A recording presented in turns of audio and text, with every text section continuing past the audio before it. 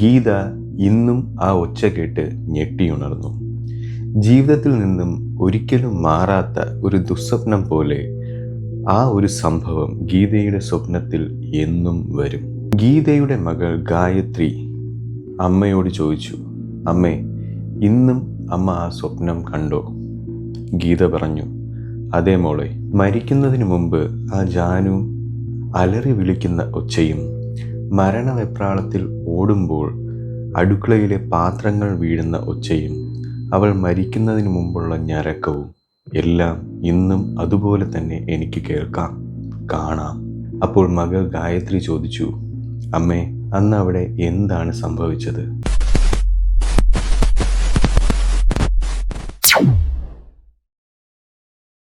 ജാനു ഒരു ദരിദ്ര കുടുംബത്തിലെ 6ാമത്തെ പെൺകുട്ടിയായിരുന്നു. 8 സഹോദരിമാരാണ് ജാനുവിന്. സ്വാഭാവികമായും അക്കാലത്തെ മാതാപിതാക്കൾ അവരെ പെട്ടെന്ന് തന്നെ ആരുടെയെങ്കിലും തലയിൽ കെട്ടിവെക്കാനേ നോക്കാറുള്ളൂ. അതുപോലെ തന്നെ ജാനുവിനെയും അവർ നാളും പേരും ഒന്നും നോക്കാതെ എവിടുന്നോ ഒരു ബ്രോക്കർ കൊണ്ടുവന്ന ഒരു ആലോചനക്കാരൻ്റെ തലയിൽ കെട്ടിവെച്ചു. പക്ഷേ ജാനുവിൻ്റെ എന്തോ ഭാഗ്യം കൊണ്ട് അവർ കല്യാണം കഴിപ്പിച്ചു വിട്ട വ്യക്തി ഒരു നല്ല വ്യക്തിയായിരുന്നു. അയാൾ മദ്യപിക്കില്ല, സിഗരറ്റ് വലിക്കില്ല, വേറെ യാതൊരു ദുശ്ശീലങ്ങളുമില്ലാത്ത ഒരു വ്യക്തി. അയാളുടെ പേര് രാജു.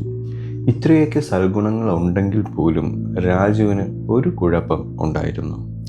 രാജുവിന് തൻ്റെ വീട്ടിൽ ആരും വരുന്നത് ഇഷ്ടമല്ല. ജാനുവിൻ്റെ വീട്ടുകാർ പോലും വരുന്നത് രാജുവിന് ഇഷ്ടമല്ല. രാജുവിൻ്റെ ഈ സ്വഭാവം ജാനുവിനെ വല്ലാതെ വിഷമിപ്പിച്ചു.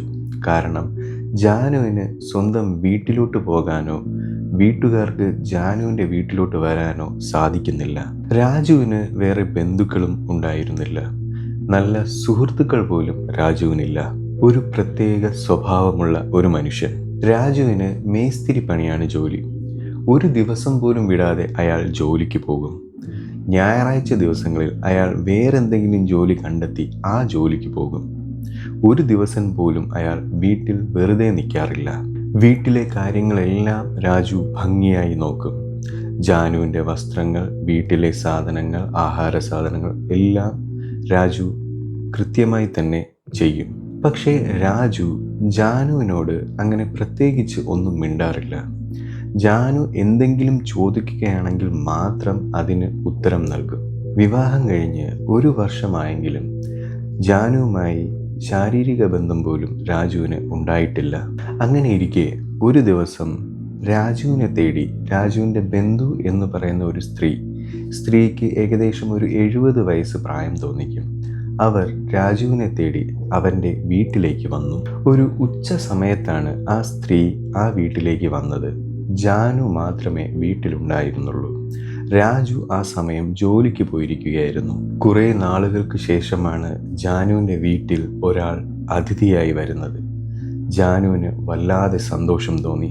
ജാനുവിന് സന്തോഷമാകാൻ കാരണം കല്യാണത്തിന് മുമ്പ് ജാനു തൻ്റെ 8 സഹോദരിമാരുടെ കൂടെയാണ് ബഹളം വെച്ചും അടിപിടി കൂടിയും ഒക്കെ ആ വീട്ടിൽ കഴിഞ്ഞിരുന്നത്. പക്ഷേ കല്യാണത്തിന് ശേഷം ഒരു വലിയ ഒറ്റപ്പെടലായിരുന്നു. ആ ഒറ്റപ്പെടലിൽ നിന്ന് ഒരു മോചനമായിരുന്നു ആ വന്ന അതിഥിയായിരുന്ന അമ്മുമ്മ നല്ല സംസാരപ്രിയയായിരുന്നു. അതുകൊണ്ട് തന്നെ ജാനുവിന് അമ്മുമ്മയെ വളരെ ഇഷ്ടപ്പെട്ടു. അമ്മുമ്മയിൽ നിന്നാണ് ജാനു രാജുവിൻ്റെ ചരിത്രം അറിയുന്നത്. രാജുവിൻ്റെ 13ാം വയസ്സിൽ രാജുവിൻ്റെ അമ്മ മരിച്ചുപോയി. അച്ഛൻ ആരാണെന്ന് ആർക്കും തന്നെ അറിയില്ല.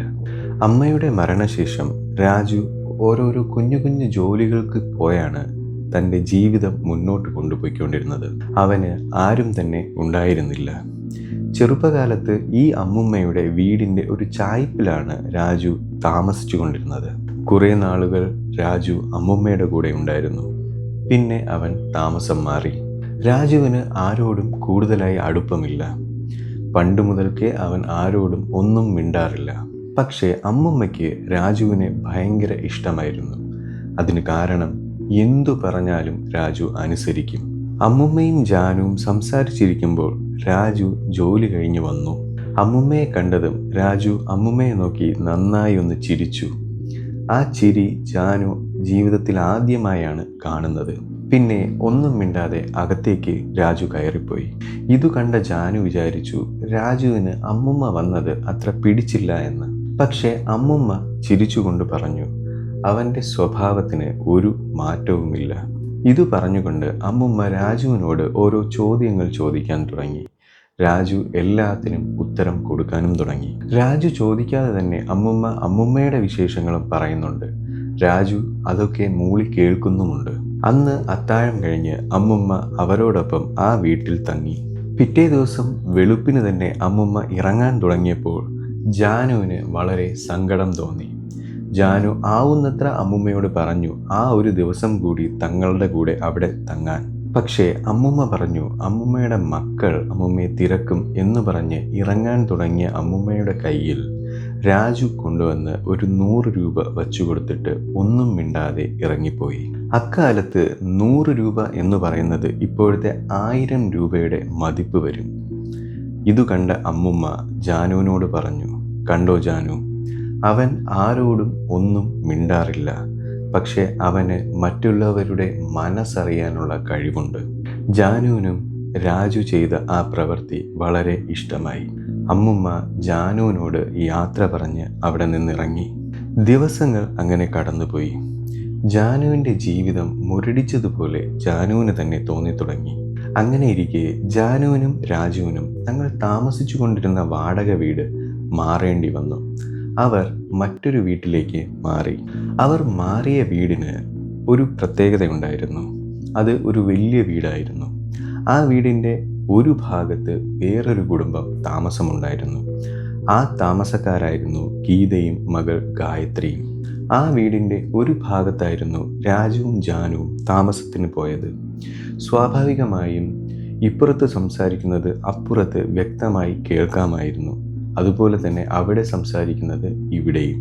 നാളുകൾ കടന്നുപോയി. ഗീതയും ജാനുവും വളരെ നല്ല സുഹൃത്തുക്കളായി. രണ്ടുപേരുടെയും ഭർത്താക്കന്മാർ ജോലിക്ക് പോയാൽ പിന്നെ രണ്ടുപേരും എന്തെങ്കിലും മിണ്ടിയും പറഞ്ഞും ഇരിക്കാറുണ്ട്. ഗീതയുടെ ഭർത്താവ് ഒരു ഇലക്ട്രീഷ്യനാണ്. മകൾ ഗായത്രി 3ാം ക്ലാസ്സിൽ പഠിക്കുന്നു. ഗായത്രിയുമായുള്ള സൗഹൃദം ജാനുവിന് വളരെ ആശ്വാസം നൽകി. അങ്ങനെ ഇരിക്കെ ഗീതയുടെ ഭർത്താവിൻ്റെ അനിയൻ ഗണേഷ് തൻ്റെ പഠന ആവശ്യങ്ങൾക്ക് വേണ്ടിയിട്ട് ഗീതയുടെ വീട്ടിൽ താമസത്തിനായി വന്നു. ഗണേഷ് 26 വയസ്സുള്ള ഒരു ചെറുപ്പക്കാരനായിരുന്നു. ജാനുവിനും അതേ പ്രായമായിരുന്നു. ഗണേഷ് നല്ലൊരു സംസാരപ്രിയനായിരുന്നു. ഒരുപാട് തമാശകൾ പറയുന്ന ആൾ. അതുകൊണ്ട് തന്നെ ജാനുവുമായി പെട്ടെന്ന് തന്നെ ഗണേഷ് സൗഹൃദത്തിലായി. ആ സൗഹൃദം പതിയെ പ്രണയത്തിലേക്ക് മാറി. ജാനുവിൻ്റെ മുരടിച്ച ജീവിതത്തിലെ ഒരു വസന്തമായി അവൾക്ക് ഗണേഷിനെ തോന്നി. ഒരു ദിവസം ജാനുവിനോട് ഗണേഷ് പറയുന്നു, നമുക്ക് പുറത്തുപോയി ഒന്ന് കറങ്ങിയിട്ട് വരാം. ജാനുവിൻ്റെ വിവാഹം കഴിഞ്ഞതിന് ശേഷം രാജു നാളിതുവരെ ഒരു സ്ഥലത്തും കൊണ്ടുപോയിരുന്നില്ല. അതുകൊണ്ട് തന്നെ ഗണേഷിൻ്റെ ആ ക്ഷണം ജാനു നിരസിച്ചില്ല. ജാനു രാജുവിനോട് ഒരു കള്ളം പറഞ്ഞു. തൻ്റെ അമ്മ രോഗാവസ്ഥയിലാണ്, തനിക്ക് കാണാൻ പോകണമെന്ന്.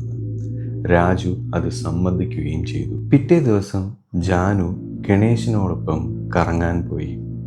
അവർ ഇരുവരും ഒരുപാട് സമയം കറങ്ങി നടന്നു. ഇരുവരുടെയും പ്രണയം അവർ പരസ്പരം പറയുകയും ചെയ്തു. അങ്ങനെ ആ ബന്ധം കൂടുതൽ ദൃഢമായി.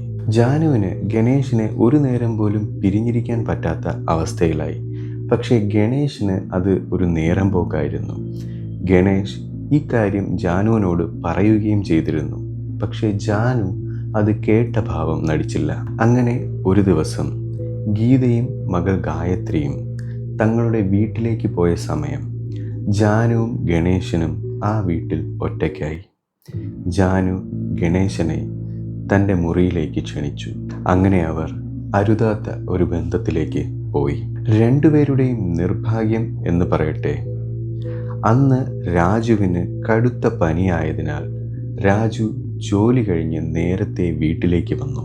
രണ്ടുപേരുടെയും നിർഭാഗ്യമെന്ന് പറയട്ടെ, അന്ന് രാജുവിന് കടുത്ത പനിയായതിനാൽ അയാൾ ജോലി മുടക്കി നേരത്തെ തന്നെ വീട്ടിലേക്ക് മടങ്ങി വന്നു. രാജു കതകിൽ വന്ന് മുട്ടി.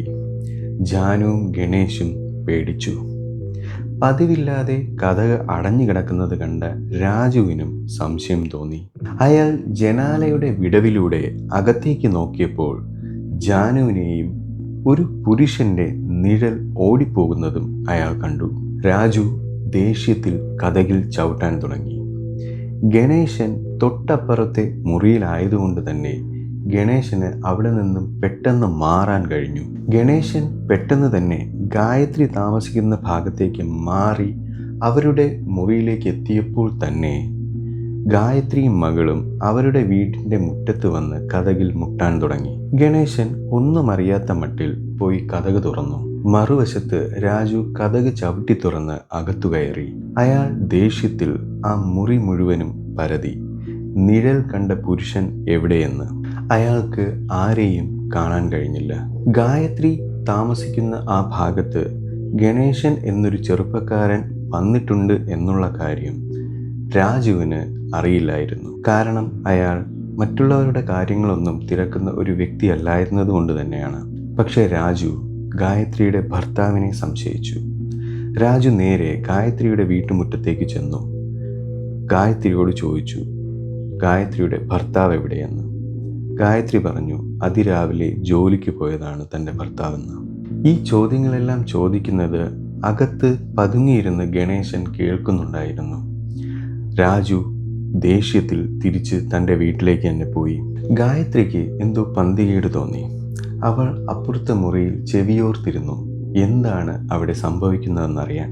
അവിടെ എന്തോ ഭയങ്കര വഴക്ക് നടക്കുന്നുണ്ട് എന്ന് ഗായത്രിക്ക് മനസ്സിലായി. ജാനുവിൻ്റെ കരച്ചിലും ഗായത്രിക്ക് കേൾക്കാം. രാജു ജാനുവിനെ പൊതിരെ തല്ലി. മറ്റവൻ ആരാണെന്നുള്ള ചോദ്യത്തിന് ജാനു ഒരു മറുപടിയും രാജുവിന് കൊടുത്തില്ല. ദേഷ്യം തീരാനാകാതെ രാജു ഒരു വെട്ടുകത്തിയെടുത്ത് ജാനുവിൻ്റെ തലയ്ക്ക് വെട്ടി. വെട്ടുകൊണ്ട വെപ്രാളത്തിൽ ജാനു അടുക്കളയിലേക്ക് ഓടി. അവിടെ ഇരുന്ന പാത്രങ്ങളിലെല്ലാം കയറിപ്പിടിച്ചു. ഷെൽഫിലിരുന്ന പാത്രങ്ങളെല്ലാം വലിയ ഒച്ചയിൽ താഴേക്ക് വന്നു വീണു. ഇതെല്ലാം ഗായത്രി അപ്പുറത്തു നിന്ന് കേൾക്കുന്നുണ്ടായിരുന്നു. അവസാനം മരണവെപ്രാളത്തിൽ താഴെ വീണ ജാനുവിൻ്റെ ബോധം നശിക്കാൻ തുടങ്ങി. അവൾ വേദന കൊണ്ട് വല്ലാത്തൊരൊച്ചയിൽ ഞരങ്ങുന്നുണ്ടായിരുന്നു. ദേഷ്യം തീരാത്ത രാജു അവളുടെ പുറകെ വന്ന് ജാനുവിനെ തലങ്ങും വിലങ്ങും ചവിട്ടുന്നുണ്ടായിരുന്നു. ഇതെല്ലാം കേട്ടുകൊണ്ടിരുന്ന ഗായത്രി ഓടിപ്പോയി ഗണേശനെ വിവരമറിയിച്ചു. ഗണേശനും ഇതെല്ലാം മുറിയിലിരുന്ന് കേൾക്കുന്നുണ്ടായിരുന്നു.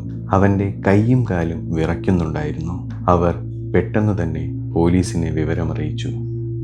പോലീസ് വന്ന് രാജുവിനെ അറസ്റ്റ് ചെയ്യുകയും ചെയ്തു. ഗായത്രി പഴയ കാര്യങ്ങളെല്ലാം ഓർത്തെടുക്കുകയായിരുന്നു.